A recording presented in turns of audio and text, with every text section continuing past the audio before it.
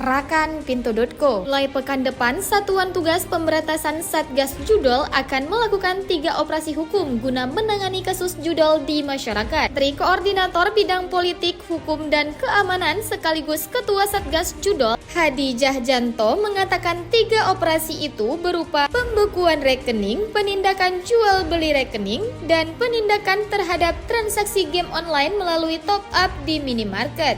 Satgas Judol menyatakan berdasarkan laporan Pusat Pelaporan dan Analisis Transaksi Keuangan, ada 4.000 sampai 5.000 rekening mencurigakan yang sudah diblokir. Menurutnya, PPATK akan segera melaporkan ke penyidik Bareskrim Polri untuk membekukan rekening tersebut selama 20 hari. Mengenai jual beli rekening yang kebanyakan terjadi antara pelaku dengan warga di kampung atau desa, Menko Polhukam menyatakan penindakan akan melibatkan Babinsa TNI dan Babin Kamtibmas Polri. Menko Hadi Djahjanto menjelaskan saat ini korban di masyarakat tidak hanya orang tua, tetapi juga anak-anak. Satgas juga akan menutup pelayanan top up di minimarket yang terbukti terafiliasi. Selain ketiga operasi tersebut, Menko Polhukam menjelaskan Kementerian Kominfo akan menutup akses internet service provider.